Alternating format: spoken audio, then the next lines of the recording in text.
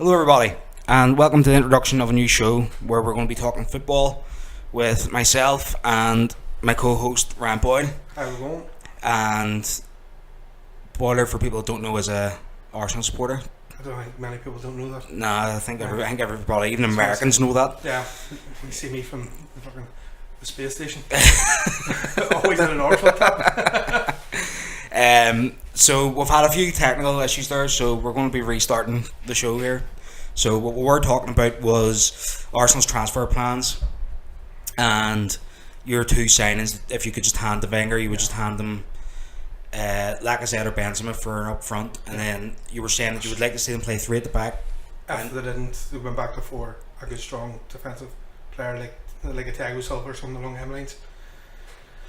But no, I'd like to see him keep the three at the back because it worked so well for us in the last 10 games, 5 to 10 games this season, and into the FA Cup final. I find that formation lends itself to a good passing team. Yeah, so it does. But then also you need to have your wing backs to work. If the wing backs don't work, then your three at the back doesn't work. Yeah. Do you know what I mean? But then the paciness that we have, like in that three at the back system, we were playing Bellerin out the right hand side and Alex Oxlade-Chamberlain out the left hand side.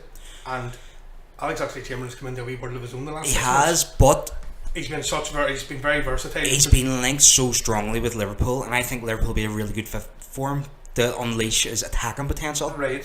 So Wenger has to make the decision: do I play Oxlade-Chamberlain further up and just keep Walcott in the Championship where he belongs? Keep Walcott back to Southampton where he belongs. Do you know what I mean? Yeah. And then sign a left wing back. Would you be happy with that scenario? What should we say? Well, she got Klosnitz, that's right, yeah. So maybe perfectly into that. Maybe he's actually looking at that then, because like it's a bit of a problem whenever we have, for me, one of the best young attacking talents that England's produced. I was going to say, we still talking with Theo Walcott, but no, yeah, definitely. the other guy from Southampton, the other one, Callum Chambers. Fuck, that's right. We went through. So we see, between Liverpool and United, we rated Southampton before Liverpool got there. And United just went, you know what, let's go sign that guy that signed all them. So we went and got their scout. Got the scout. Yeah, that's the way it should have been. That's what I said. I was saying for ages, and then we finally went and done it. So much more money. And we got the scout from Juventus this week. What scout? I can't remember his name, but he was the chief scout that brought in the likes of Vidal, stole Pogba, got Juventus to steal Pogba, like Dybala and stuff. You know, like the guy that's going like, listen, these guys are going to be world fucking class, and you start looking at them. But the way Juventus kind of work, like a lot of big clubs these days, where like at United, I'm going, why didn't we sign? For instance, whenever you're looking at the likes of Di Maria and stuff, right? And I'm going, why didn't we sign him when he was at Benfica? Yeah. Right? Where clubs like Real Madrid and Barcelona and stuff, they don't mind buying a player and developing him. Yeah. Where clubs like United, like to get in, Juventus, they like to get in whenever, right, he's starting to show now that he's kicking on, we don't need to develop him. You should look at it, you go back to what, near 20 years ago.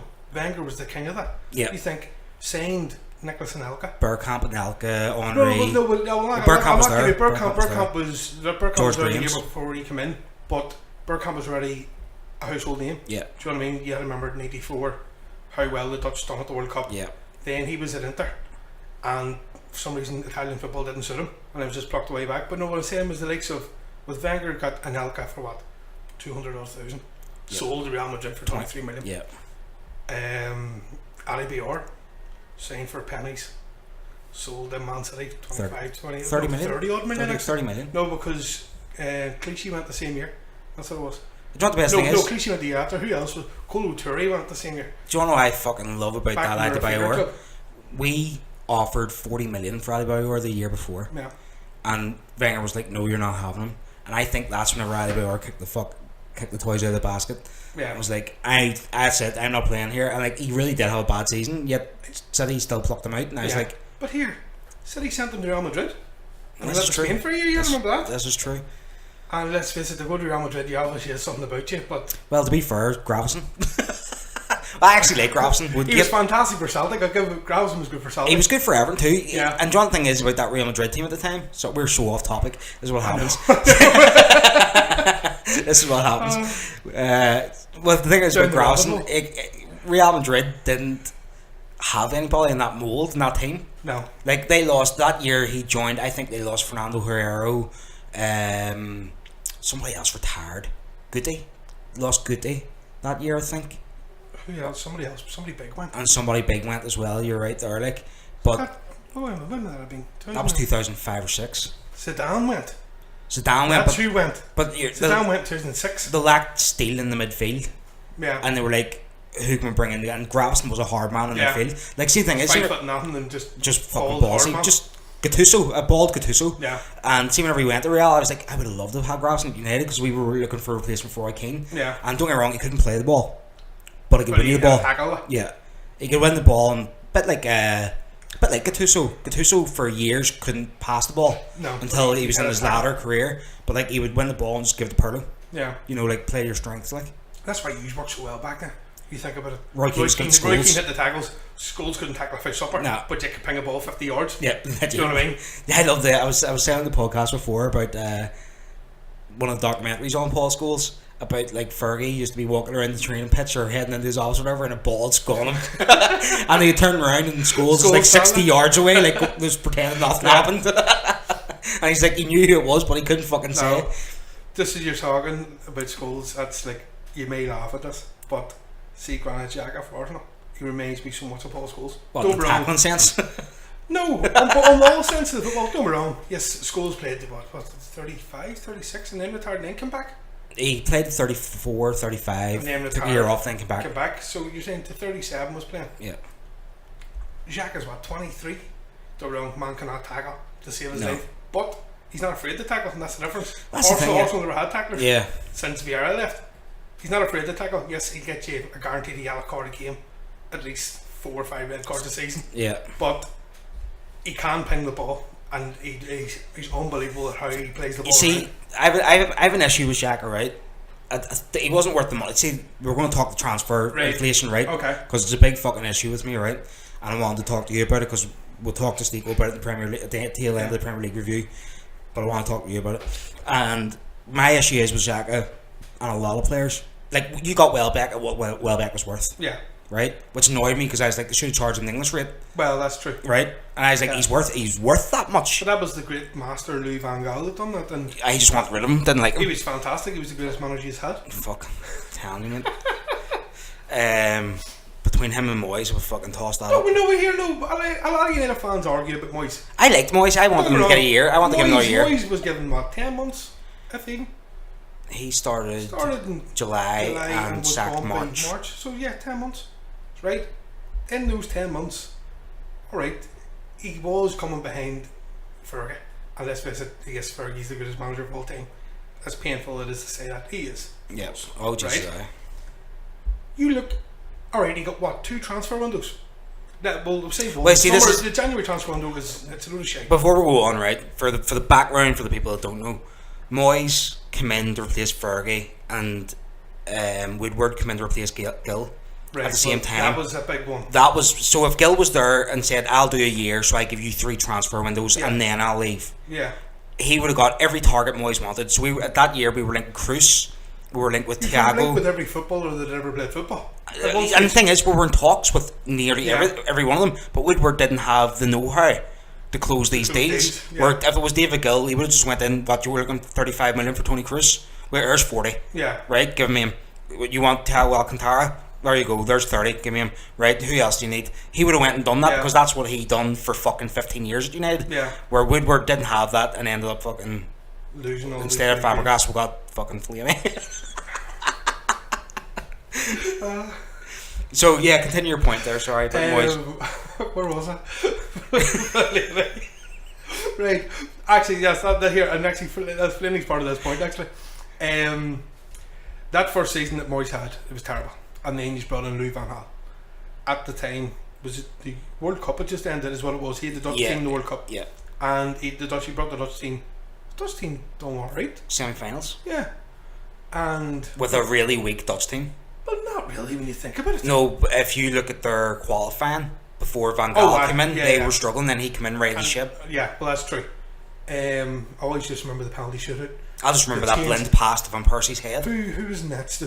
I know they brought Tim Krul in, but who was next to begin with? Scattenberg. Scattenberg was in nets for the whole match, And and then then just right before the end of extra time, off you come. It's genius. Morocco. It's mad and genius. And Tim Krul done fantastic. So Yeah. it was a It's master mad stroke, like. But yeah, so boys get the slate, and they brought in Van Gaal. Van Gaal, alright, he got us back in the top four, and that's what United fans wanted at the time. They wanted the Arsene Wenger trophy. Yeah. They wanted in there, and the two players that done it for us, Juan Mata and Fellaini, Yeah, two Moisey signings. that's it. At the end of the day, that's what happens when you give the players time, like. You see, the thing is about Moyes, right? And I was a big advocate for Moyes. I wanted him, and see, whenever we sacked him, you can go back my Facebook. I was gutted. Yeah. I was like, yes, we weren't playing the football, and then we're hearing all these stories after Moyes left of like Moyes going to Vidic and saying, "Look, I've made this DVD of Jagielka. Can you go and learn how to play like him?" And you're like, you're talking to one of the greatest centre defenders of all time. Right, I didn't know that. Is that true? This is true. Right? The fan to just go play like Jagielka. Right, this is what he wanted, right? I want you to play the ball like Jagielka, but it's just like, mate, I clear the ball. Ferdinand plays the ball. What the fuck do you want, right? Yeah. And then there were statistics like, right, lads, I want 3,000 passes to this game. And you're like, why, whenever you can take 2 to score? Well, yeah.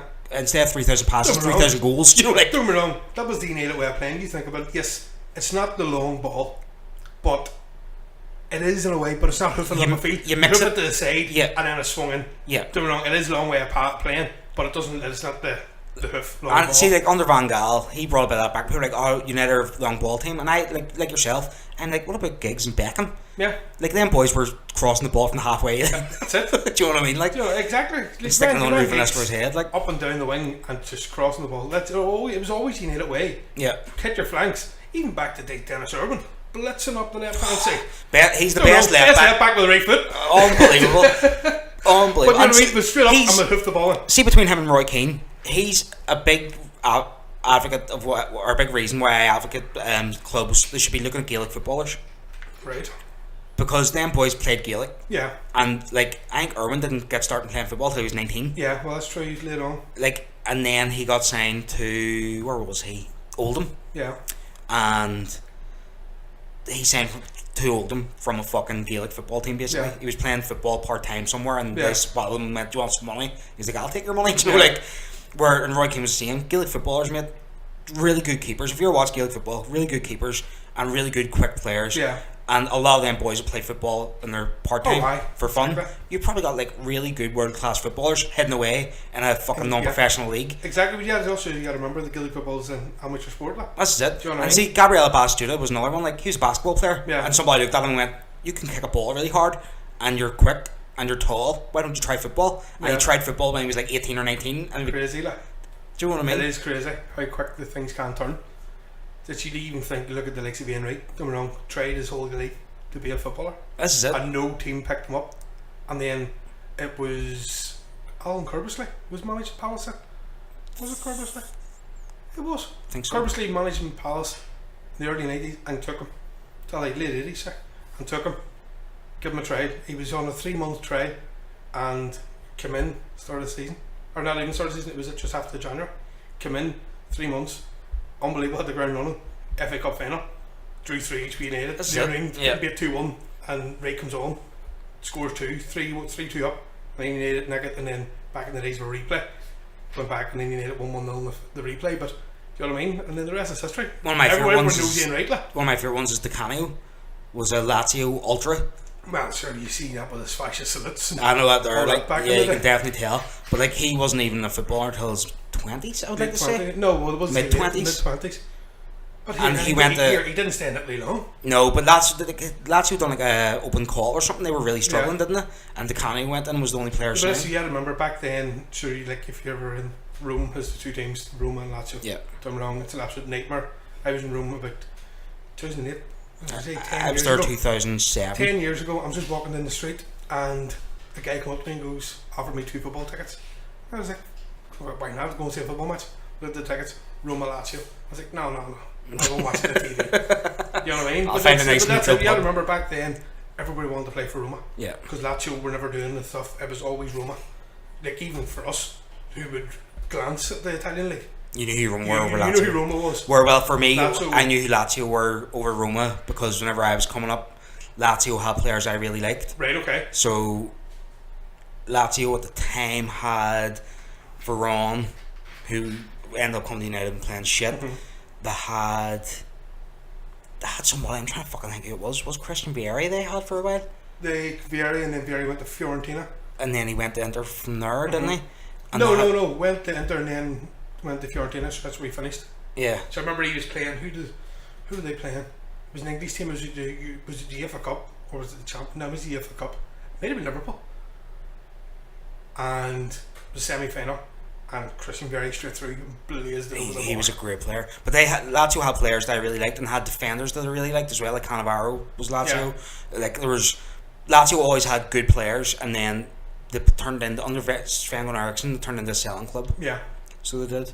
And whenever they lost Varane and stuff, the money never went back into the team. That's Italian football. Italian football to a ground, but then sure you look at the match fixing. Match fixing. I'll help you out there. That was a hard one there to caught around the tongue.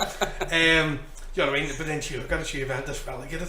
That's it. Straight back and have ramped it ever since. But that was the best thing about that team. Juventus were relegated for to get the points deduction and were relegated. And they all stayed. The whole squad stayed. Not one player. And then they all come up again. Yeah. It's a good thing to see, like. But I think if they didn't come up that year, which they were going to come up, with Buffon and Nets alone would have kept them up. If they didn't come up, I think every single one of them had a release clause because the wages would have had to be 30%. Oh, it's crazy. But at the end of the day, Juventus is one of the biggest teams in Italy. Like. One of the biggest teams in the world, like. Oh, I know. Well, I'm not saying not arguing that. It's you look at it. You look at the last 10 years in the fall of Inter and AC. Yeah. You know what I mean? Inter and AC were always there and thereabouts in the big competitions. Like you think about it, 2005 they played Liverpool in Champions League, the greatest comeback of all time. People say Arsenal will come back against Redden's better, but we'll not talk about that because it was Mickey Mouse Cup. And I don't know. You're 4-1 down at half time. See the 3-0 against Liverpool, right? And this is a United fans' perspective, so take it with a pinch of salt. Unbelievable comeback. Oh, don't worry. That 45 minutes to do it. Everybody was a Liverpool fan that night. I was cheering on Liverpool that night. Do you know how bad it was, right? I was wanting Liverpool to do well because I like seeing the Champions League come back to England, right? Yeah. But I was sitting watching with my brother Jared, and if Jared's next on, and you don't believe me, he can attest to this. So send me Facebook if you don't believe me. This is what happened. They went 3-0 down on the 40th minute or something like that. So we went, fuck it, let's go get food. So we went down, and instead of just getting food, we went to Speedy's for a pint, and then on the way back up, we grabbed our food and went into the house, right? Uh-huh. And it was 89 minutes, and it was 3-3. You're joking me? We missed the whole half. You're joking me? Right? Went down to a bar with no fucking TV to get away from the match. Didn't even pay attention to anybody fucking outside or anything. Grabbed their Chinese from fucking Lucky House there in our street. Up in the house in the square. Mate, it's 3-3. Fuck off. Sat in the edit, watched the penalties and all the rest.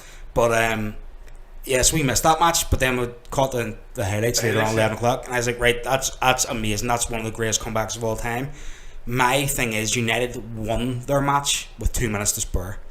Right, okay. From 1-0 down against a team that I think was better than that AC Milan. I'll tell you my story about the Liverpool final in a minute, but that match against Bayern, United were hammered. All for fucking 90 match. minutes, they were hammered. God knows how Bayern only scored one.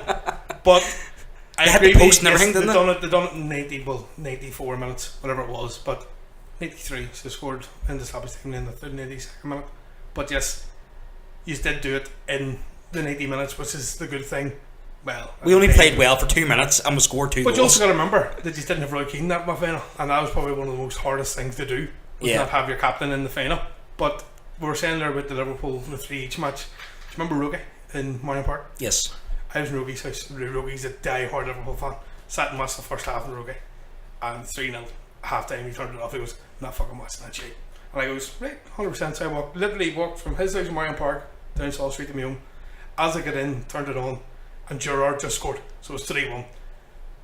And then was it Schmeitzer scored the long range shot? I think so.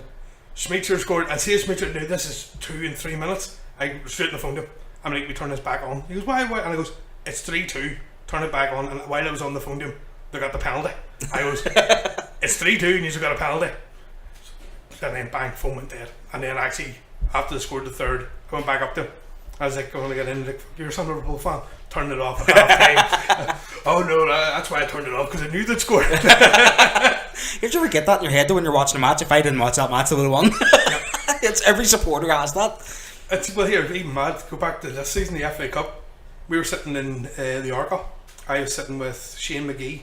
Shane's a die-hard Spurs fan, and me and Horse sitting watching the match. Arsenal 1 up, and there was a race on. Whatever time the race hit, there was a race on the bar. And Dennis Feenan goes to me, boy, look, just going to throw this race on. The two boys looking to see this race coming. He goes, 100%. Don't worry about it. So I was sitting there, and I have a wee smartwatch. And I got a text from my watch, and it was from my girlfriend today, just saying, "Calm down." And I was like, "Why are you buying me calming down?" Horse behind me, Boiler, it's fucking 1-1. And he turned around and screamed at the door, or that Damien Bell behind the bar, "Turn that fucking match back on, it's fucking 1-1." So as I turned it back on, Ramsey scored. I was like, "See, that's because I watched it again. They scored. They wouldn't let me down if I wasn't watching." It was mad, like. No, there's that wee weird feeling. Right back to Arsenal. Went 15 minutes. We went there without getting to the point. What was the point? What were we talking about? It's a good thing I'm here. So what we're talking about is your second signing that you would like to see if you go back to 4-4-2. If we go back to 4-4-2, it needs to be a good defensive player, good centre half. The likes of a Thiago Silva. Don't get me wrong, yes, Silva's coming down to the end of it. What other players could you throw in there? I'm going to have to be realistic with you. Pick a realistic target because PSG aren't going to. Oh no, of course. Don't get me wrong. It's going to sound bad. I take John Terry for a season. I was thinking that too for United. You know, I would take him. Like, whenever Lampard left Chelsea, I was like, why don't United pinch him here? Exactly. You get a season out of him. And at the end of the day, he's everything set up in London anyway. And it's the youngsters. You're looking at the youngsters. You're like, he's going to give them a lot of experience and knowledge. Don't get me wrong. He might show them how to rape people and get away with it, and all, like, and how to steal everybody's wife and whatever. But on the football pitch, there's no denying he was one of the best ever products of the Premier League. Although John annoys me, I have to ask you, Ferdinand or Terry in their primes? Oh, Ferdinand all day. Why do people why do the English media always say Terry? You're talking Anto Ferdinand, by the way, and that. No, I had Rio Ferdinand all day. Rio Ferdinand was the only defender that I ever remember, like, being able to deal with Henry when Henry was tearing up the league in any shape or form. I wouldn't say he dealt with him like. No, but nobody. He gave it his chance. But he even I think he was asked. It wasn't that long ago. He was asked, what players did you hate coming out? Henry and Torres. Henry. Yep. The nights before playing Arsenal, I couldn't sleep because I knew what I was in for the next day. Don't wrong with him. He always did well. He don't. But that's what I'm saying. He's always done well against Arsenal. Historically, we're all right. Historically, we're right. I think I can't remember the last time we won Old Trafford. That's it. We won the FA Cup. Danny Welbeck scored. I remember that. But before that, he's Judas too. But before that, 2006, Adebayor, 2007, Adebayor scored in the 85th minute. 1-0. Yeah. That's the last time we won Old Trafford in the league. And before that, couldn't remember. The last time before that, probably World Tour win the league in 2001, 2002 season. Actually, yeah, that one. Yeah, I remember that. Actually, yeah. I said it was a place we never ever done well at, even this season. Even Spurs don't. No. Spurs. Whenever Spurs come to Old Trafford, I banked 3 points. but here it is. It's true. What was it? They 2-0 up 1 year at half time. Yeah. And you come back and beat them 3-2. Yep. No. 4-2. It ended 5. Was it a 5-3? Was that not 4-2 or 5-3? I'm trying to think. I think it would have been 5-3 because you brought it back. Was this 2013? There would have been 2012. The season that. 2011, 12 or 12, 13, because I think it was in 2013. It may have been 12, 13 now. And we won the league that year. It was 5-3. I think you're right. But I said no. Sure, Spurs were off to the fire. But even when they were playing Chelsea, what was it last season? Not last season, the season before. They chinned Chelsea 4-1 at Stamford Bridge. Yep. Do you know what I mean? Even if they were 3-0 up, I was like, oh, Chelsea come back and win. You know what I mean? Spurs, the team that puts the pressure on. See the thing, that Spurs team, like, and we'll get back to the point again eventually. The Spurs team is, I tipped them to win the league this year.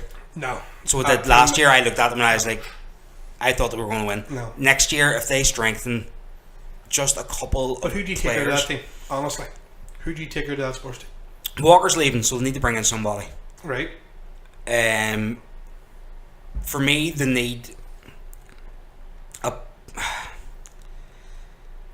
bit more width. Like, I think they're too one-dimensional at the minute. But Spurs always did. Spurs always played for the middle. Always did. But whenever Harry Redknapp was there, and Even go back to the days of Martin Yule. Whenever Bale was there, through the middle. whenever Bale was there, they started playing out wide, and they could mix it up. It'd bring him in No, centre, but they'd make him out it wide. wasn't like Bale wasn't crossing. It was always out wide, cutting in, taking a shot. Yeah. You know what I mean? Like you're talking about Gareth Bale, the left back. No, but I mean, like now they're playing through the middle all the time. It's like right. get the ball to Ericsson as quick as we can. Yeah. But where if they brought in a wide player or two, just to mix it up. Yeah. So whenever you're playing the likes of Chelsea and they're playing that three at the back system and their wing backs are down up the flanks. down the flanks, you're going to pick up your points against Chelsea United and all that way, and Right. that's where they're struggling. Like put it like this: if Spurs beat us at Old Trafford in March, Spurs would have won the league that year. See, whenever they lost that match, they lost their next match. That's hard to think of. No, but it's winning that league. No, I know it's for you. It's at the moment I have sleepless nights at the finish above us for the first time in 20 odd years. Yeah. You know what I mean? And you get Spurs fans. Don't get me wrong. I didn't realise how many Spurs fans there is in Patrick, but they come out of nowhere. Did they? Like Woodley's just under. Oh, here, coming down to the car, there's the windows going down. What happened to you this year, Boyler? Fuck, it took you 20 years. Do you know what I mean? I thought you supported Liverpool. You can't. Right. So your system, if it stays, is a 3. Right. If You're it happy stays with in what you I'm got? happy with what I have, or what we have. Yeah. And is that the only 2 positions you think? But this is like there's talk of Arsenal going for Mbappe. Not in ever. Is any young player worth that? Do you know what I mean? Lionel Messi at this moment is probably the only player that's worth. Well, Ronaldo. Ronaldo, Messi would be the only ones worth over 100. I want to ask you about that. Won't get off my point, by the way. Yeah. But for the likes of, you're talking about 120, 130 million euros. No, pounds. So you're talking 100. No, the 105 million forms was about 120 million euro. Yeah. Right? So 120 million euro. For that, there, Arsenal could go and get Lacazette and Aubameyang, and I'd be happy. Oh, 100%. Instead of having that one guy, take those 2. Happy. Like we're Use your link with Ronaldo. That's what I want to know. right. Here we go. Right. So Ronaldo's what, 33? 32, come 33. Right. So Be 33 mid next season. Right.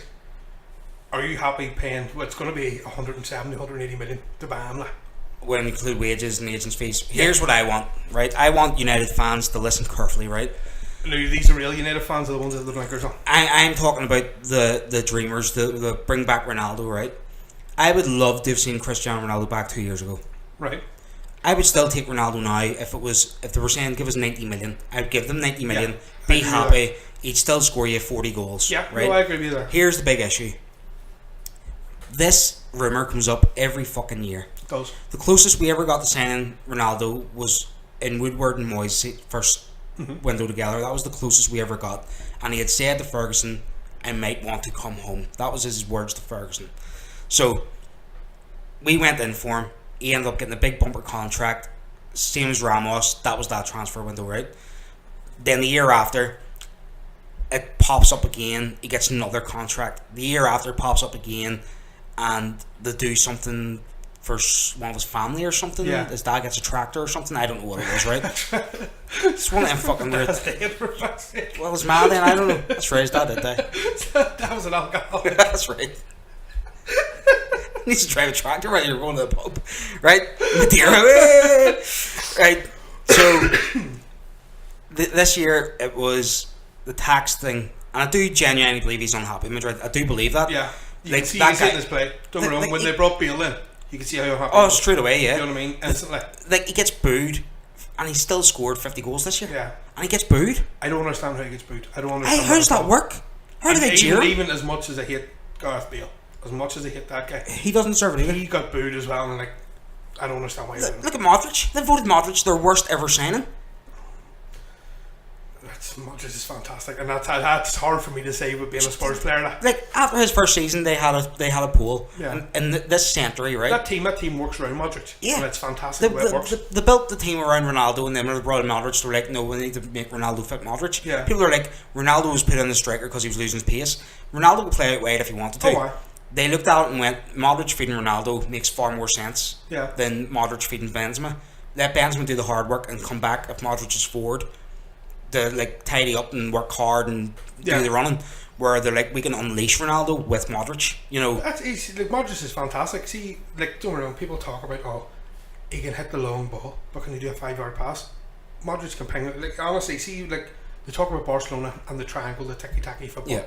Real Madrid have always done it. Yeah. always done it, even back to the days of the Galacticos. Because you look at Raul, used to walk the ball, literally walk the ball in the net. Always played that there, neat passes and just walk it around. But Modric, it's like he's an autopilot. Yeah. He hits one pass, he knew exactly where he's going. Stand waiting for the return pass. If the return pass doesn't go back to him, straight it back into position. Yeah. And then just go back from there. But I honestly think that you're going to get Ronaldo. I honestly believe that's going to happen. The thing is, I don't agree with it. This is my opinion as a fan looking in towards United. People are going to go, but he's Cristiano Ronaldo.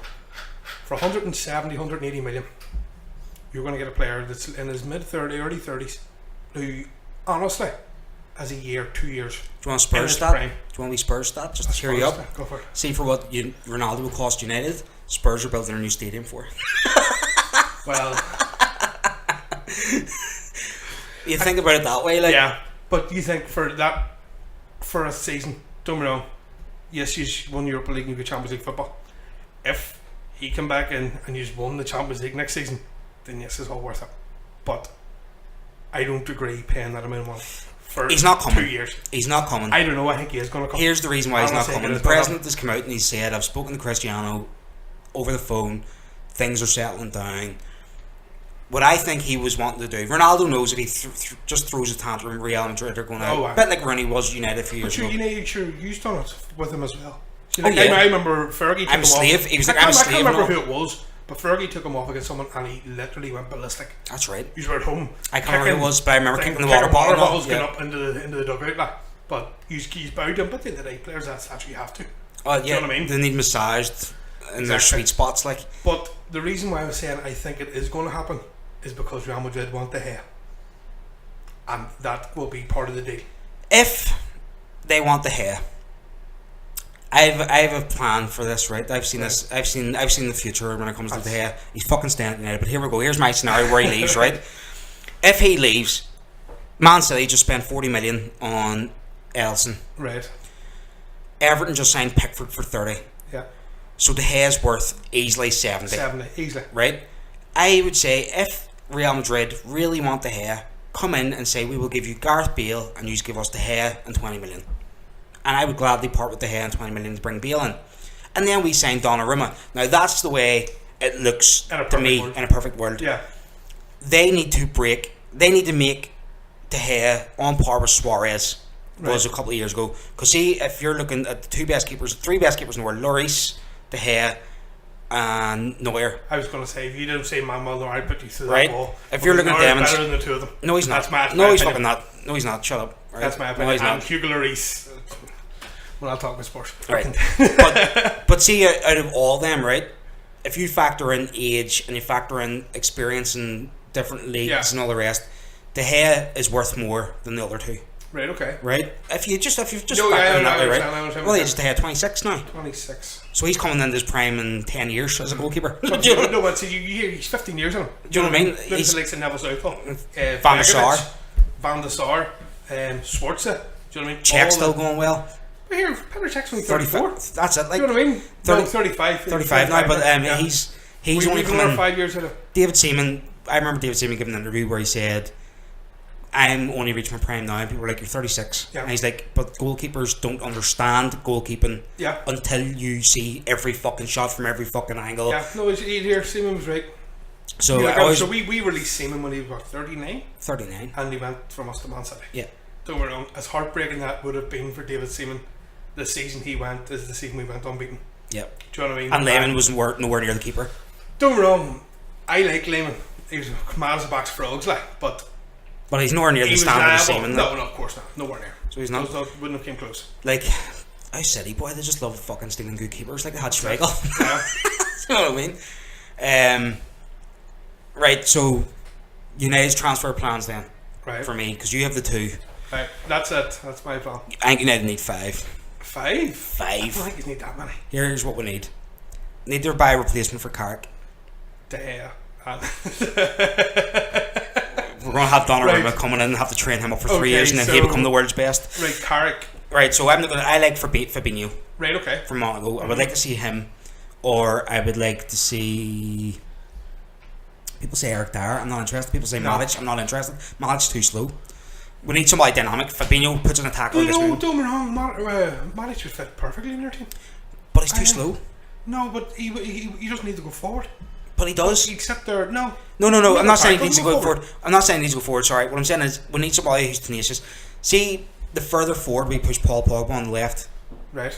Don't get me wrong. We have somebody that can do the job in Herrera. Yeah. But Herrera's another good passer of the ball. Yeah. So I want somebody that can let them two, a bit like Makelele and Vieira used to do. Yeah. Like they'll sit in front of the defenders, and that hole, it doesn't matter if the balls come left or right. They're there, yeah. right? Matic doesn't have that leg to do that, so that's why I'm looking at somebody a bit more dynamic, because then you can allow Herrera and Pogba to push forward and be free. So Fabinho fits the bill. The guy I did want is away to Manchester City, Bernardo Silva. There's very few players that fit the bill these days. Yeah. Cruz can do the job, except for he's not as quick anymore. Yeah. Rakitic would be a good signing. He's never leaving Barcelona. So Fabinho's the main man, or what do you call the guy next to him? Fabinho. Yeah, who's the other guy in their midfield? In Monaco. We're linked with him too. What's his name? Bacquiao. That's him. Yes. I would like him. He looks Chelsea bound. He's linked with Chelsea, yeah. Right. The other guy I like is Juve bound. Now, there's a rumour come out of Italian press by an Italian journalist who seems to get a lot of transfers these days, called Dimarzio. Okay. Now, Dimarzio, through the Della Sport paper in fucking Italy, has come out and said Blas Matuidi, who I would love to see at United, is going to Juve.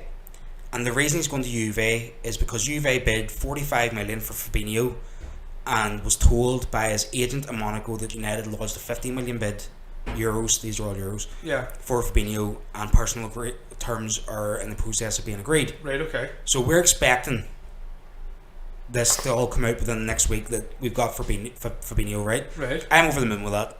And Matuidi can go on to Juve, and I'm happy with that. I would like to see him simply because he is dynamic. He can pass a ball. Yeah. He's tall. He fits that. Matuidi's fast. Matuidi's very fast. But so's Fabinho. Yeah. Do you know what I mean? Matuidi and Pogba know each other very well from the matches too. So, do you know what I mean? So I would like that as well. But either of them two would do me the best job, because Bacquiao looks like he's Chelsea bound. We need a left back, because Luke Shaw is very injury prone. We don't need a first choice. He had a bad break though. You had to give him time for that though. That's it. Like he's still for me to be first choice, but you need to give that guy more competition, because Borthwick Jackson isn't ready yet. 2 more seasons, Jackson would be ready. So I would like to see them go for like a Danny Rose or something, and then let him and Shaw fight the bit out over the next 2 years. Who's number one? And then Borthwick Jackson takes over their spot in 2 years. Yeah. Sell them on. Whoever the shit one is, get rid of them. Yeah. We need 2 strikers, because we're getting rid of Rooney. Ibra's away, so we need 2 strikers, because people are going, well, Rooney's number 10.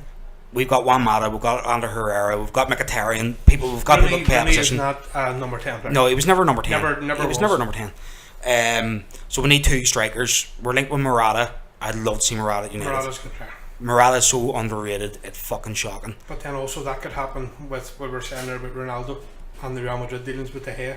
That Morata comes through that way as well. Well, if they want Morata, they're going to have to give us Morata and give us money. Yeah, but that's what I'm saying. No, do you know what I mean? Exactly. Because Morata's only worth 40, 50 tops. The big chess game that is all transfers. That's it. You know what I mean? The one thing is, there's like a domino effect. There's one thing happens. Oh, actually, you look at it, sure. Back in the days when Real Madrid signed Bale, do you know what I mean? Real Madrid went all out to about 90 odd million. It was 100 million euros. Yeah. 180 million pounds. 86 million pounds, I think. So whatever it was with the exchange then, so it was 100 million euros, and they broke the bank to get Bale. And as soon as they got Bale, the first person was offloaded. Mesut Ozil to Arsenal. Yeah. Do you know what I mean? And then what I was saying then, which I still agree with, we get twice the player for half the price. Morata left that year too. Do you know what I mean? He went to Juve. But he sold, but he go on loan. He went on loan and then was sold. Sure. Madrid then bought back. Madrid bought him back a year after they sold him. That's right. For 20 odd million. That was like the David Luiz thing, the PSG. Sure, sold for 50 million and then bought back for 30. That's crazy, lad. It's fucking nuts. So there's my 3 players so far. We need somebody out wide. Ivan Perisic, decent player, not United caliber. Right. I would break the bank and sign Ousmane Dembele from Dortmund. Right. Yeah, I like. I'd break the fucking bank. I would literally go, "What do you want for him? 160 million. Here's 65, just guaranteed, right? Yeah. Just give him 5 over the odds, whatever they want for him. He's going to be a world beater. Yeah, he is. He's quick, he's strong, he's fucking bags of skills. Yeah. He's such a good work rate. He is going to be a top 3 player in the world in the next 5 years. Oh, that's it. And I'd like to see him progress. Yes, he's going to progress well at Dortmund. I'd like to see him progress well at United. Yeah. And he would walk on that team because Mkhitaryan isn't a wide player. You know what I mean? No, he is. He is. He is a wide player. He isn't. Don't get me wrong. You need to have him playing. It's too linear the way he's coming through the middle. No, Mkhitaryan's. He is a right midfielder. See, for me, he's a All floater. day. See, for me, he's a floating player. No, we Just let him. Just let us see that right. Just touchline, the stay right-hand there. side, just let him run up and down it. Just up and down all day because he'd do. That's where I'd have him. Alrighty. Up and down. People are saying I'm going to fucking clear this up for people that have been sending me about we need a right back. Antonio Valencia is one of the top 5 right backs in the world. That is unbelievable. Where did that come from? But he is one of the best top 5 right backs in the world. Yeah, I agree with that. He was the best right back in the Premier League last year. And Fergie seen it. Pulling him back. Fergie was the first one to do it. Fergie started playing at right back, and people like he played the final 6 games of Fergie's tenure at right back, and people were like, he's not a right back, and he struggled a bit. See the next season, he's a right back. Well, he's not a right back. He's a wing back. He's a wing back. And he's fucking excellent. He's unbelievable. And here, he's so much gas in the chamber. That guy he's 32 or 33 now. He will run all day for you. That's unbelievable. But that's it. Like you're saying there about Valencia and the fact that the credit that hasn't been given. You look back at Harry Redknapp with Gareth Bale. Gareth Bale was left back for Spurs. Spurs on a 20-game losing streak with Bale. Every time Bale played, they couldn't win. Yep. Harry Redknapp knocks him forward. Yep. I turned into one of the best players in the world. Do you know I said United should do that with Luke Shaw? How quick it is to change. I said United should do that with Luke Shaw. Luke Shaw has skill. He's strong. He's pacey. Yeah. And he can cross a ball. Yeah. I was like, push him forward and bring in a left back. But don't get me wrong. See, since Shaw had that leg break, it's the same with us and Aaron Ramsey. Yeah. Don't get me wrong, Aaron Ramsey had I'm not Aaron Ramsey's biggest fan at all. I hate the guy. See, for me, he's better than Wilshere though. I put that out there. No, I'd have Wilshere or Ramsey. Would you? Yeah. See if you've Aaron Ramsey fully fit and you've Jack Wilshere fully fit, Ramsey doesn't get in that team. Does not get anywhere near that team. Don't get me wrong, Wilshere, he's the hard man now. Don't get me wrong, he's 3 foot nothing. He is the hard man. Do you know what I mean? Like, I'm trying to think, who was it? Don't get me wrong, you hate seeing fighting on the pitch. Or you hate people scoring up to each other and going down, holding their face and all that jazz. Fuck Rivaldo with the ball. Remember Beckham just shitting him down with the face. No, but I can't remember who it was. Was it Lampard? And Wilshere was straight in. No, hang on, it was against Hughes. It was Fellaini. Oh, the head. Fellaini giving it the big one with the big mop hair. And he put his head up and straight up into him. Yeah. And I was like, see, we almost like that. Like, you love people like that. But it's dynamic in football is unbelievable, but the problem is keeping Jack Wilshere fit. Do you know what I mean? Is he there next year? I can't see it. Honestly, as I was saying, yes, I'd have Wilshere or Ramsey. Neither of them get into that team. Neither of them are good enough. So why aren't you talking about signing another midfielder then? Don't need another midfielder. If you look at Arsenal's midfield, honestly, we do not need a midfielder. And Gabriel can play there, can't he, as well? He wouldn't be anywhere near it. Well, you think, right? Arsenal's 5. Well, no, we're going to play 5 in midfield. So you're playing your 2 wing backs, and then you have your 3 in the middle. So your 2 in the back. So you have, as I said earlier, Xhaka. I love Xhaka. Xhaka is your defensive midfielder. Can ping a ball forward. In beside, fully fit, Cazorla. Out wide, Klosnich, and then the other side you Bellerin. Mesut plays number 10. That's your midfield. Then you look at your subs. Yes, you have Aaron Ramsey, who I don't rate. You have Jack Wilshere, who I can't see being there. You have Alex Oxlade-Chamberlain. You have Walcott. Do you know what I mean? Arsenal always have had a lot of depth in midfield. Who do you sell this summer? You need to get rid. Use your players. If I was looking at it as an Arsenal supporter, if we need to get rid of players, who would we get rid of? I have a few names that I would get rid of in a heartbeat. Jack Wilshere's one that would go. As much as I love him, he's a servant of the club. Wilshere goes. And he's not even worth that much money anymore. No. Aaron Ramsey goes. And Theo Walcott go. That's the midfield. They're the only players in that midfield I like. Alex Iwobi, maybe. Don't get me wrong, he's still a young raw talent. What about that other fellow you signed, El Hamani or El Neni? But it's a defensive midfielder again. Don't get me wrong. The only thing El Neni's done is he scored a screamer against Barcelona. But that's what I'm saying. Do you want to keep him? See what he's like second season? I would keep him because the way you look at your defensive midfielders with Coquelin there as well. Coughlin's a good player. And I like Coughlin a lot. Don't get me wrong, Coughlin and Xhaka complement each other very much when they're in the two of the holding. But as you're saying, if Gazzola goes out, it will be two defensive midfielders and not one attacking and one defensive. Yeah. And then it'll be Coughlin and Xhaka, and it'll name easier for the cover. I know it's early to say what you're expecting out of Arsenal because you haven't seen the signings or who's going, whatever. In an ideal situation, and a realistic one, Boiler, right, where do you want to be next year? If we signed Lacazette and re-signed Ozil and Sanchez, Arsenal win the league. That's my honest opinion. I think so. That team playing the three at the back, that team is good enough to win the league. Obviously depending on how other teams do in their signings, but I'm going on last season's teams. Obviously that team's good enough to win the league. Right, okay. So because you think about it, the only threat we had up front was Sanchez. Yeah. And don't get me wrong, you can only do so much. Yeah. You have a 35 goals a season player, it changes everything. If Giroud leaves, and I don't know much about Arsenal's academy, if Giroud leaves and there's a spot in the bench for a youngster to come through whenever somebody else is, you give him a chance. Always give a youngster a chance. Who's the guy to look out for in Arsenal at the minute? The guy to look out for. It's not so much on strikers. Arsenal's always midfielders. They're factory midfielders. Yeah. You've wee lad Niles, was it Middleton Niles? Yeah, he played last year, didn't he? He played last year. He's a fringe player. Iwobi was the same. Iwobi came through and has hit the ground running. There's another one in midfield. What do you call him? Adelaide? No. Two texts. The wee lad's name's actually just evaded me. Then also you've got the great Yaya Sanogo, who'd be coming back. He was signed for decent money too, wasn't he? No, he came through academy. Did you just not have to pay somebody? It was little money wise. Was it? I thought you just had to pay like academies. for one of them fucking. You had to pay out for like an add-on sort of thing. So if we sell them on and make more money, right, percentage goes back. Wee lad's name's just evaded me. Who I'm talking about? Oh, I'm on Twitter. Shouldn't be on Twitter.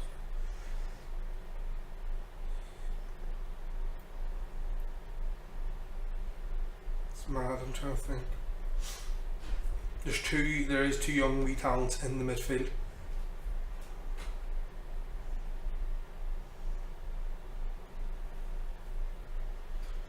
Come on, Boiler. I know, it's not like me. Right, well, I'm going to tell you about United's prospects. First one. As you pull out your phone, get them all on the phone there. I'm just looking for Arsenal. Just leave me in the back. Arsenal. Angel Gomez. Right. The young guy that came on against Palace towards the end of the season. Who was the young guy that came on against us? You had a defensive crisis against us. We beat 2-0 Dermot. It was a young fella played in defence.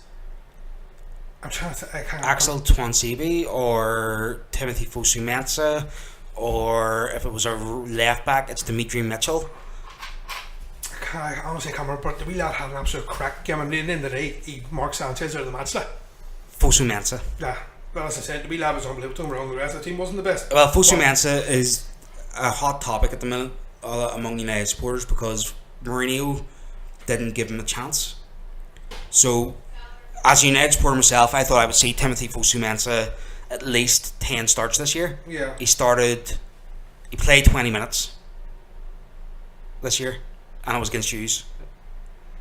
And he done very well. And people are like, well, why is Mourinho not trusting these guys? It's a bit like Anthony Martial. It's like, why aren't you like Martial play well? He's like, he had that game where he's like, for Martial to start next game, he has to play magnificently.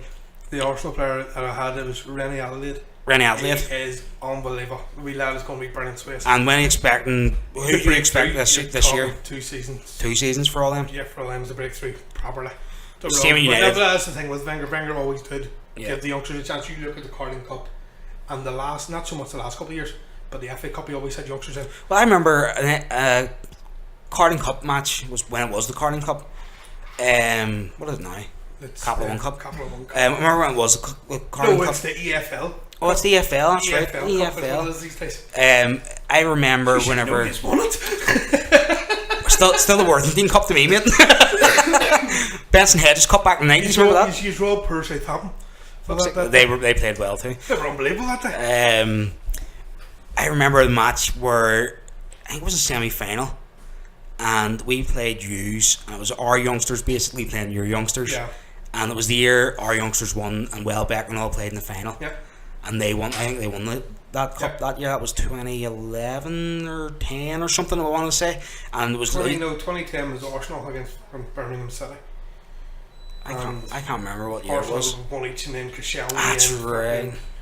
Almunia fumbled the ball between themselves. I can't remember who went up and scored, but this Birmingham player literally got the ball inside the 6, did up in net in the 89th minute, one each. It's just head on in there, sure. That's what happens, mate. That's back when we had calamities. But here, honestly, touch wood, we haven't had any calamities in nets for a long time. No, he's been solid. We had Petr Cech passing to Fabregas at Stamford Bridge. Oh yeah, yeah. Apart from that, but see your thing is, see with Czechler, with the experience he has, he'll not allow your defence to be out of position or anything, like, you know. Well, that's true, but don't get me wrong, Czech sometimes it's not so much that it's fumble, or it's not so much that it's mistakes. He has a prone to fumbling the ball. He does. But he always did. I remember he came out for when he was playing for Chelsea. It was a corner, come out and missed it completely. He was nowhere. Don't get me wrong, I understand he missed by inches or whatever. He was about 3 feet away from the ball when he came out. Like. I have a theory on Czech, because whenever he first signed for Chelsea before he got that head injury, right, he never fumbled the ball. You watch him; he caught balls at like one-handed and shit. Even if full stretch was catching balls. Yeah, right. And then he got that head injury. I think he needs glasses or something. I think something's happened where his vision's just not, and they're missing out on it or something. Like the company needs laser surgery or something, you know. Yeah. And he's misjudging things. There's maybe a depth perception problem, because he says he took that knee. You don't take a knee like that, and your skull was crushed, wasn't it? Yeah, but it wasn't so much crushed. It was. He had an indent. He had an indent with a couple of fractures or whatever. But like, you don't go through that and not have something. That game? So Chelsea lost 2 keepers in the one game. That's right. There. It was Stephen Hunt. Was it Noel Hunt? No. It was one of the Hunt brothers who done it to check. Yeah. I don't know. There was no Stephen Hunt. There was no malice in it, like. But I'll never forget it. It was Czech went off injured, and was it Begovic? Come on. No, it was only saying Begovic from Stoke. Who was their backup keeper? He went to Cudicini. Yeah, exactly. Cudicini, come on. And Cudicini went off with head injury. And then John Terry jumping net. I'll never forget Rio Ferdinand and John O'Shea and all being in nets. One of them saved the penalty. Who was that? John O'Shea. He's the only player in the Premier League history to play every position. Wayne Rooney is a cracking goalkeeper. He was a goalkeeper in his youth. I've seen this in videos you see on YouTube, whatever. Rooney was a cracking goalkeeper. He was just throwing him in nets for the crack. He was a youth goalkeeper whenever he was like 5 or 6 or whatever. Yeah. Apparently still has a wee passion for it. As you can see, whenever he sparred, he likes falling over. Who was that again? I can't remember. It was one of our youngsters. He was sparring. He fucking got knocked out. Yeah. But the best thing was that weekend he scored that goal. Yeah. I went over and pop, straight out. Right, I'm going to go through the BBC News gossip here, and we're going to fucking see what the thoughts are. Talk transfers. Like we were supposed to do at the very start of all this. This is it. Like, this is what happens, mate. We've only been going for 53 minutes. Only. Right, bookies have cut the odds on Tottenham striker Harry Kane signed for Manchester United from 20 to 1 to 6 to 1. Right now, I can tell you, Spurs just finished second in the league. Spurs have one of the strongest teams in the league. Spurs are moving into the new stadium. Harry Kane's not leaving there. Don't get me wrong. If United went, there's 120 million. You can put that off half your stadium. Yeah, exactly. Daniel Levy will have to look at it. Oh, of course. And see if I was going to talk about Cristiano Ronaldo earlier, but I remember reading this and was like, no, I'll wait for this. If it was a choice between Harry Kane and Cristiano Ronaldo, I say Harry Kane. Harry Kane. All day long. You'd have to be Arsenal fan, Harry Kane. 23 years old. He's fantastic. He will be the top Premier League goal scorer in his career if he stays in the Premier League. Yeah. Sure, what is it? 2 years in a row he's top goal scorer? 2 years in a row he's top goal scorer. 3 years in a row he scored over 20 goals. Yeah. And he's only in his coming in his fourth season. Right, next one down. What do you think? Kane definitely not going to go, is he? I don't think so. Maybe next year. I don't think so. I can't see Spurs letting him go. But you're talking about the Spurs team that let Bale go. Yeah. But we're giving 100 million euros, so 86 million, whatever it was. Yeah. And they rebuilt the team. Out of all those players they bought, the only one still there's Christian Eriksen. And at that time was a steal of 30 million. Yeah. Oh, he was bargaining. You know he wasn't even 30 million. Eriksen wasn't 30 million. That was Lamela. No. Eriksen was 18 or something. And then Soldado as well, he was 25. It was 30 million. Their record transfer was Lamella at 30 million. Right. So then Ericsson Moses did. Ericsson was 18 million or something. Because I remember me and Pezzi were like, how did they get that? It might have even been 15 million. We were like, he's the best player in Dutch football. How the fuck do you get him that cheap? Yeah. Because I wanted United again the season before, and United did apparently go in. They were asked for 20 odd. But the saying is, and it's historical as well, United went for player of the price, Yellow on 25%. Of course. No, but that's the way it is because a big team comes looking. Right, now this sounds more like it. However, Spurs have laughed off United's interest in England international chairman Daniel Levy valuing Kane close to 200 million. Right, Alex Sandro has apparently agreed to join Chelsea in a 61 million deal. He's not worth that much. We're going to talk this after this, right? We're going to talk about this after, okay? Okay. Sandro could be joined at Stamford Bridge by Southampton Netherlands centre-back Virgil van Dijk, Everton's Belgian striker Romelu Lukaku, and Monaco and France midfielder Timo Bakayoko, with Chelsea prepared to spend 240 million. Every single player they just named there is not worth 240 million all in. But need to find out what the breakdown is for everybody. Yeah. What was Virgil van Dijk? It doesn't say here. Because Van Dijk's worth 50 million. I will say that. But they're quoting, Virgil van Dijk aren't they quoting like 70 to people? Bakayoko was expected to sign in the next 48 hours for 36.7. That's worth it. And there's no other price here for anybody else, is there? Oh, there we go. Sandro 61.2 I don't know. and 60 million for Virgil van Dijk. I don't know. That could be a bit too much for Van Dijk, but that's me. 70 million for Lukaku. That's me. No, not at all. No. So that's what they're breaking. If you think about it, if Romelu Lukaku is worth 70 million, what's Harry Kane worth? What's Alexis Sanchez worth? If Lukaku goes for what's Aguero worth? If Lukaku goes for 70 million, then Daniel Levy's right. Kane's 200 million, exactly. And it makes Ronaldo worth every penny of his billion dollar clause. There's none of gold in Fort Knox for Cristiano Ronaldo and Lionel Messi, and that's the price of him. Arsenal, Manchester City are considering a straight swap. Deal. Seen that? Okay, for Sanchez and Aguero. And you said you wouldn't like. I wouldn't take the swap. I'd rather have Sanchez than Aguero. Well, there's only a year between them in age. Aguero being the older. Yeah. But it's the dynamicism of Sanchez. He adds more to your team. He works harder. And he's constantly, like, you see Sanchez runs away to his own defensive line. And don't get me wrong, you're not going to be dropping the amount of goals scored. No, if anything, Aguero might score you more goals because he'll stay up the box, you know. Yeah. Sanchez has been urged by teammate Arturo Vidal to ditch the Gunners for the best club in the world, Bayern Munich. I have a theory on Bayern Munich, and it's if Lukaku goes back to Chelsea, it's fucked. My theory was Lewandowski was going to leave because Lewandowski, there's something about them at the minute. There's a bit of friction there. I thought Lewandowski was going to go to Real Madrid because he's been pushing for that for years. Yeah. But Mbappe's burst onto the scene. So if Lewandowski goes anywhere, PSG, he'll not come to United because United tried for him 4 times and he said no 4 times. You're talking about Lewandowski, the player that was about to sign for Blackburn Rovers. Exactly. Before that volcanic ice cloud happened and stopped people from flying. 200 grand or something. I mean? That's crazy what could have been now. Where's Blackburn now? That's crazy, mate. They relegated from the Championship? I think they might have. I know they were close. They were close to the bottom anyway. So I thought Lukaku was going to go to Bayern. Lewandowski would have went somewhere else. Yeah. And we would have got Bale or somebody because Real Madrid would have made space for whoever.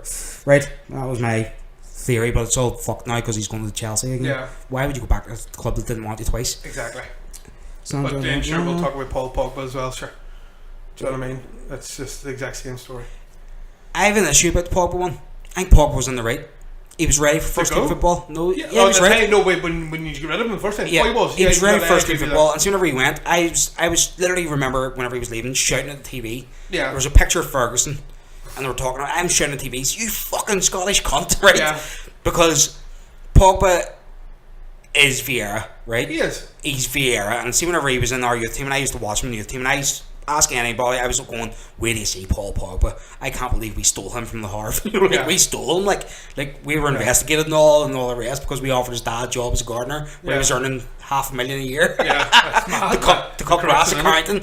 And whenever we let him go, I was so gutted. I was like, how did we let this happen? Yeah. And then I said we're going to buy him back for a world record fee one day. Yeah. Or big fee anyway. I can't believe it. It was crazy fee. Crazy fee. He's going to prove to be worth it. I will say Is he worth it at the moment?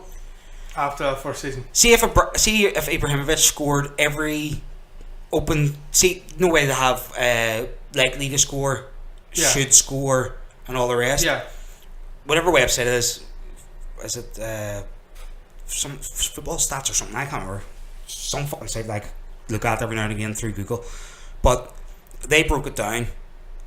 Paul Pogba laid on for his teammates 40 should score chances and they missed them.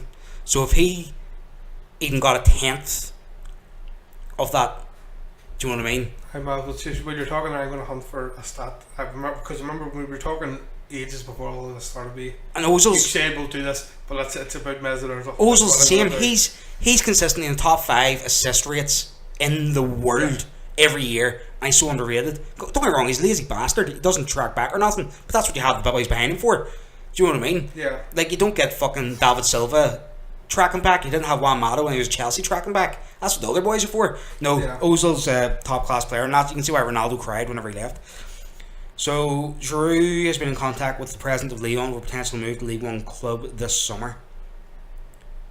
I think honestly, if you miss Giroud, or if Giroud leaves, you're not missing him for me. No. So but that's what I'm saying. If you brought in Lacazette, no. Manchester United are on the verge of signing Nemanja Matic. I don't want him. If we get him for like 20 million for Matic or something like that, I'll be like, right, okay. But I think we need to sign another one. If we get Fabinho, I'd like to see Matic on the bench, but the problem is then Timothy Fosu-Mensah takes another back seat. Yeah. Which I don't want. United are close to signing 29-year-old Belgian midfielder Raja Nangolan. Now, if we get Nangolan, we don't need Matic, because Nangolan's a fucking animal, but he's a box to box, so it's a bit different. Everton have rejected 30 million, or had a 30 million bid rejected for Swansea's Gylfi Sigurdsson.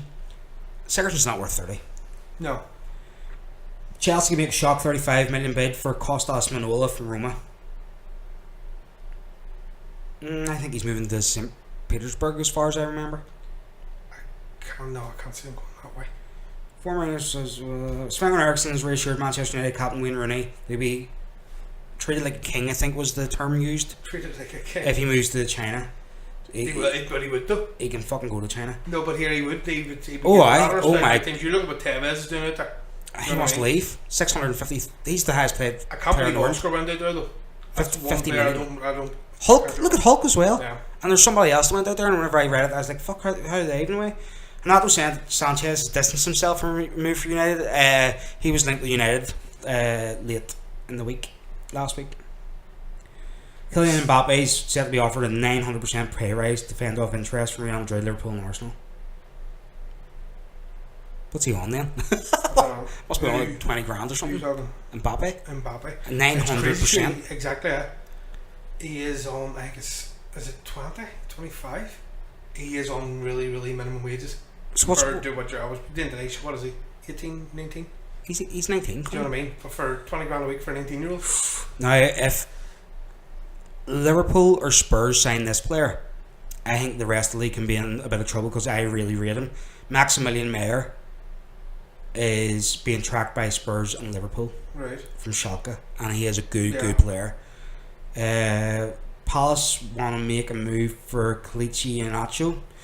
Iheanacho isn't going to get the time at City under Guardiola. Know, but he's brilliant. He is good player. He had the highest shot conversion rate in his opening season, didn't he?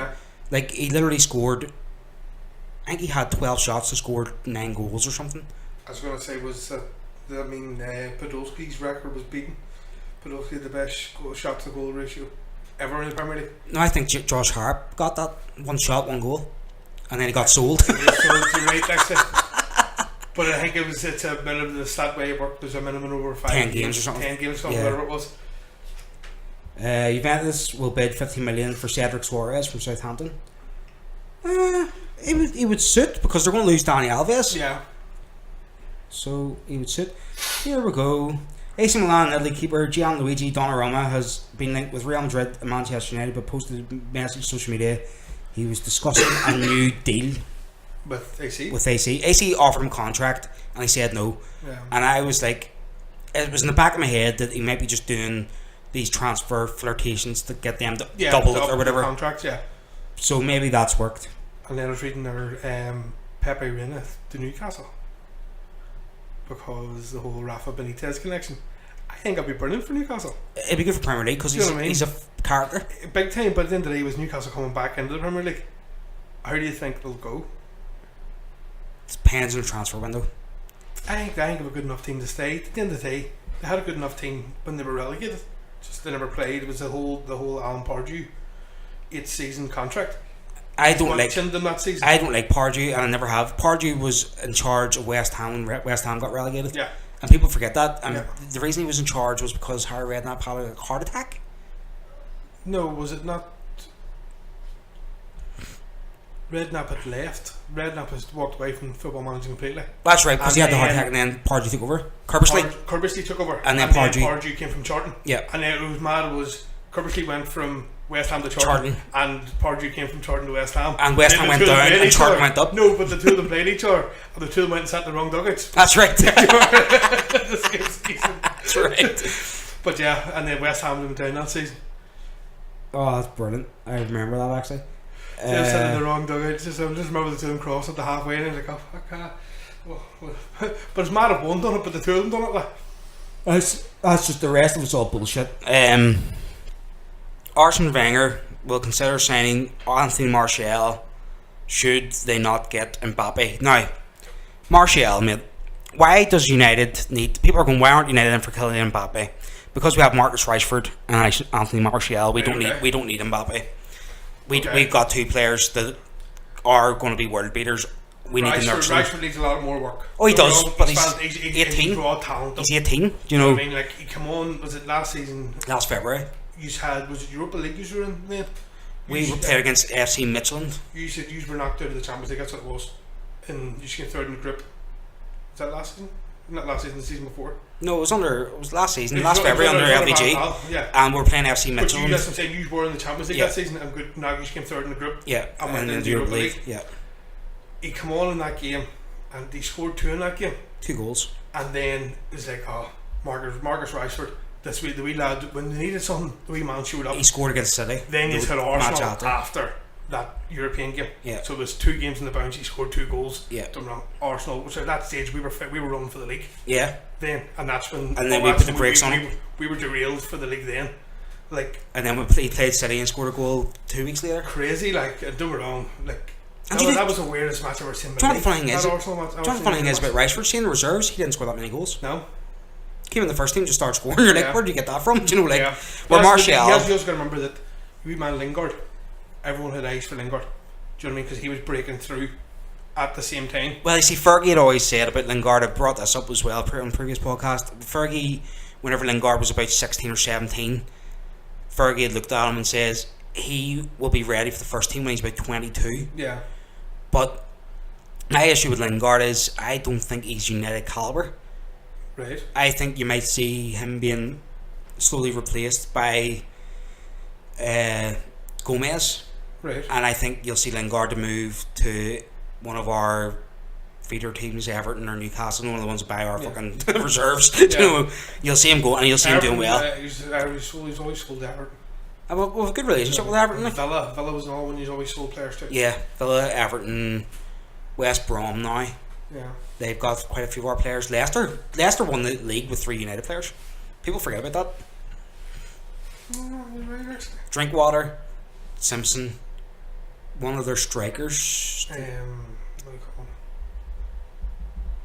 Who do they have? What do you call him? King? They don't have King. Who do they have? I need to look at Leicester. His name's available.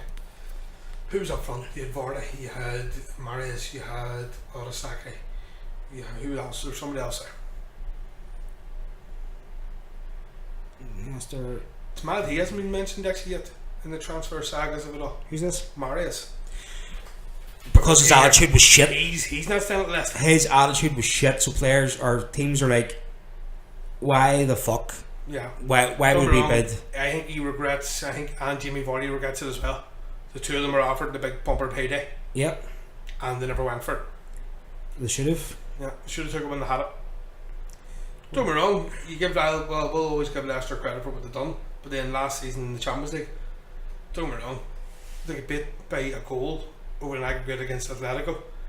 They had their chances against Atletico and didn't take them. Yeah, do you know what I mean? They still have the chances to beat them. This is true. Leicester City Football Club players. Is this like fucking every player's ever played for them? For fuck's sake. My god, Wikipedia let us say down here. Big team. Let me just. Well, Richie Delat as well. He was United player. Yeah. There's somebody else there as well. There is somebody else. I can't fucking think of who it is. Right, Boyler.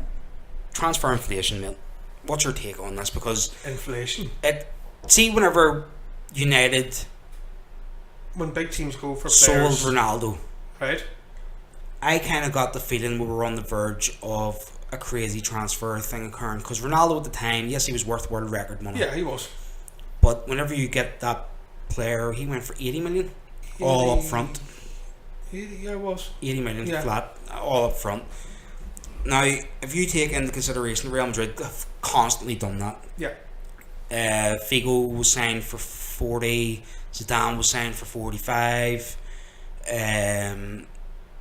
Beckham was high at that time. It was 26 million. It was, yeah. And if I look at it and people are like, Beckham was only 26 million. Beckham was worth that at that time. Well, that's it. Yeah, you just got to remember that's how much players went for then. Yeah. At the end of the day, it's when you TV rights give you more money, you get more money for positions in the league, sponsorship deals, all that. It all adds in together. And then you have the poor teams in Spain and stuff, because like, don't forget, people are like, Real Madrid are rich. Real Madrid are rich because the king forgave them their debt twice in the space of 100 years. Yeah. And now they are in deep shit once again. Yeah. Like people are like, I remember reading online, Real Madrid fans, we don't need to sell to sign Mbappe. Yes, you do. If you want to sign Mbappe, you have to sign either two decent players, or sell a superstar. You need to sell one of their big three, at least one of their big three, to make space for him. And Morata, you need to, because you need to pay his wages too, and they can't afford it. That's it. Barcelona are the same. I have this argument with United as well, though. United are fucking. United will always go out and buy. They'll always be there for the big players. Yeah. But you are riddled in debt. Do you know what I mean? See. I'm not saying it's going to happen, but say tomorrow the Glazers goes, look, we want our money back. Say something happens to them and they end up getting absolutely chinned money. Say stocks went down or whatever it was, and they needed money. Right. And they recalled your debt. Here's a breakdown of United's debt, the way it works, right? So the Glazers, whenever they bought the club for 750 million, which really annoys me, because 5 years previous, Sky tried to buy it for $1 billion. Yeah. Like, literally, people say it was Rupert Murdoch. No, it was actually Sky Corporation. Yeah. It was B-Sky-B. Tried to buy it for $1 billion, and like, they're worth billions. Yeah. Like, we would have had the Premier League money people that the fans turned down, because we were like, no, we're not selling. And then the Glazers forced the stock exchange to fucking accept the shares. So the breakdown goes like this. Sorry, I'm going to go fucking off their rant. Right. 750, right, was what they bought it for. They put £450 million worth of debt against United. Because the Glazers, have you ever watched that documentary of one of the comedians is a United fan and went to America? No. It was a BBC documentary, I can't remember who done it. But he went and investigated the Glazers' financial holdings. Right, okay. They own all these like shopping malls and stuff like that, right? And so he's like, oh, let's go see all these shopping malls. He went to 5 different shopping malls, they're all shut. Right. They're all boarded up, they're all bankrupt. Okay. And the Glazers, this is why I see financial fair play now in these new owner regulations. The Glazers never would have got United. Yeah. Because they weren't fit enough. So they signed United with 450 million debt against United and 300 million of their own money. Right, okay.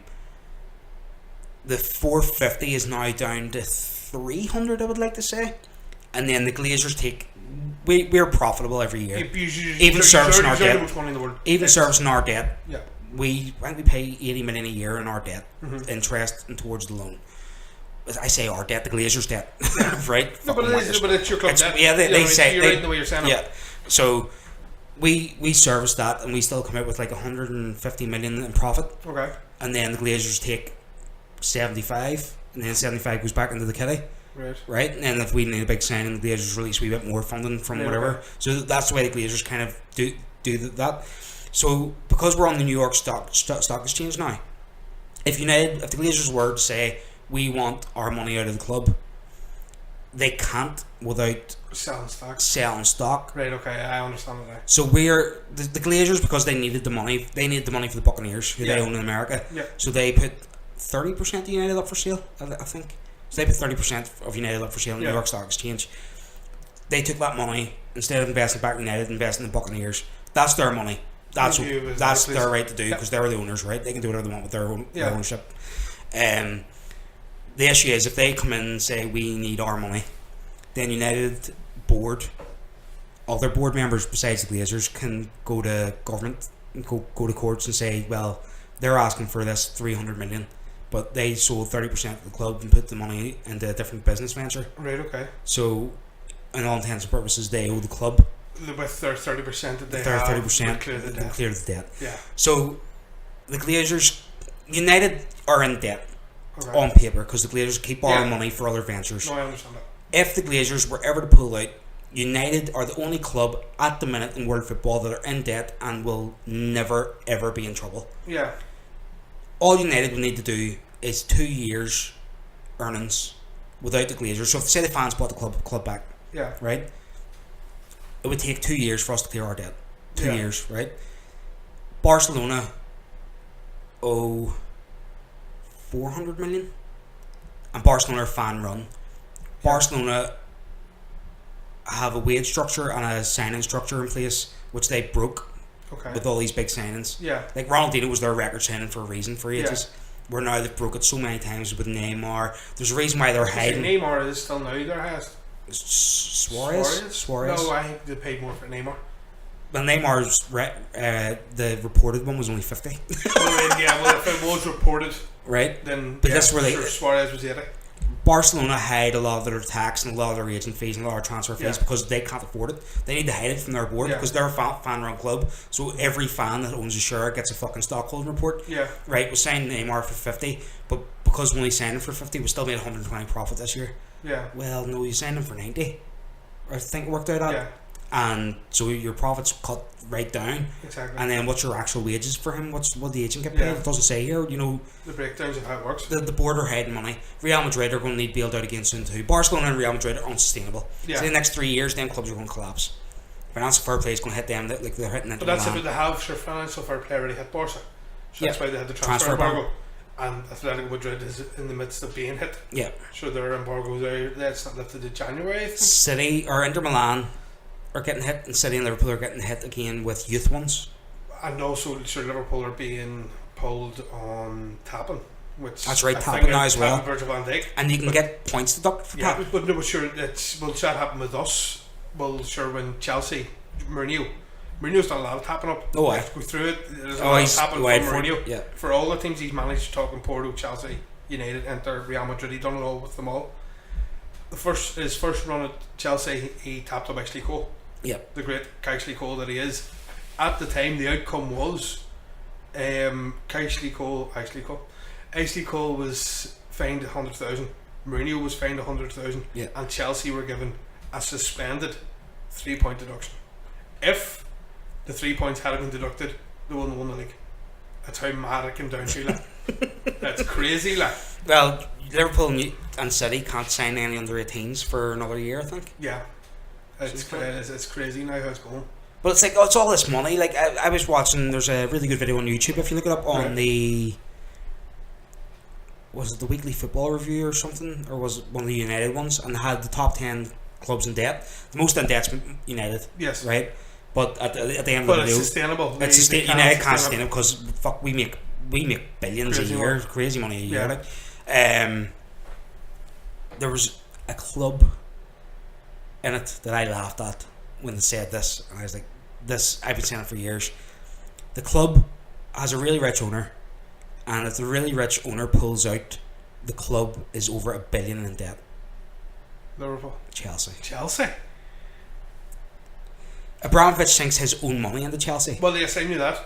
Abramovich isn't giving Chelsea that money. It's a business venture. Right. Okay. Just because he's giving them money doesn't mean it's not debt. Exactly. So if he ever pulled out, he's going to say, well, I put $1 billion into this. I'm telling it. I want it back. Yeah. Chelsea will be no more. Yeah. And I said that whenever Abramovich bought Chelsea in 2003. If he fucking decides to sell this club and doesn't get what he's expecting out of it, because Chelsea are nowhere near worth $1 billion. Yeah. You know what I mean? There's only a few clubs worth over $1 billion if you buy them. Yeah. And that it's a very few select clubs. Maybe Bayern, Real, Barca, United. Is that it? I would say so. I wouldn't say we wouldn't be worth. Like I know that Usmanov is trying to buy Stan Kroenke 60%. Yeah, but he's only looking 400 million or something, isn't it? 69. He's offered him $1 billion for it. Oh really? For only for 70% of the club, and Kroenke's turned it down. Now Kroenke's worth 5-6 billion, whatever it is. So it's fucking. Don't get me wrong though, but here that's a fifth of what the man's worth. Yeah. Do you know what I mean? If I believe that he went back with a 1.5, which I can't see him ever doing, but if he went back, the Wolves rumoured him going back to 1.5, he would take it. But it's crazy as we're saying there, Usmanov owns 30% of Arsenal, and he's not on the board. Do you know what I mean? That's crazy when you think about somebody like you think if you own 30% of a business, you should have you would like to have a say. Yeah. Do you know what I mean? So don't get me wrong, the guy's at every match, and he doesn't have a say about anything, but he's willing to pump money into the club. Yeah. Don't get me wrong. Would I like to see it? I'd love to see it, to be able to fight with the big teams for the big players, and not worrying about Mbappe's worth 120 million. Sure, go on and get him. Like Ronaldo's 170. Sure, we'll take him. Whenever you moved stadium, and that's whenever you stopped signing. Like big time, we sold players to pay for the stadium, but at the time, now we moved to the Emirates in 2006, and David Dean, who was our chief executive at the time, brought Usmanov in. To offset that, was pushed. Then David Dean was pushed out of the club. Yeah. If Usmanov come in, the first person back's David Dean, and the players that Dean signed, Henry, Vieira, Anelka, Petit, all Ljungberg, all the cracking players we ever had, all come through Dean. That'll come back because the end of the day, the man can close any deal. Yeah. But I could, as I was saying there, with Usmanov offering that 1.5 billion, the board is turning on Stan Kroenke. Yeah. Don't wrong, not the whole board, because there's people that are with him and want to keep the business going, but there's people that want to cash out on that 1.5 billion, which makes sense. Like. Well, it does. Do you know what I mean? Business wise, I'm gonna end on this because you've an appointment now in 10 minutes. I want to end on this. There's a club who spent $1 billion on transfers. Officially spent $1 billion on transfers without winning the league. I seen that this morning. And I just want to give you all a shout out, Liverpool fans. Well done, well done. That's sickening when you think about it. Well fucking done. Absolutely sickening that you spent £1 billion and haven't won the league. And do you know what the best thing is? No wrong, they've been close though. Do you know what the best thing is? See, in the Premier League, in the lifetime, there's only been 2 clubs now that have spent $1 billion. Chelsea and Man City. Chelsea City, well 3. Chelsea City and Liverpool. Well, yeah, but they're 2 of the one. And like you think, well, don't get me wrong, United had the last 92, so we got away for it for 8 years. Said that there, you're catching up now. Well, we're catching up now. Big time, you know what I mean? You're spending $100 million on a player. Like, you're getting there. Well done, Liverpool. Just wanted to fire in there at the end. Close the show. Right, Boyler, I'm looking forward to keeping this weekly. Yes, football thing going, and it's going to be good crack. Good crack, but it'll be good when we get more transfers and then sure even you get into the season. That's it, whenever we get to the season and shit. But we'll be back next week at some point. We're 100%. Schedule conflicts and all that, so we'll figure it out. Folks, it'll not be on a particular day. It'll be posted as and when, so enjoy it whenever you hear it, and I'm looking forward to it. Man, can't wait. So take care, folks, and we'll speak to you in a bit. Well done, Liverpool. Cheerio.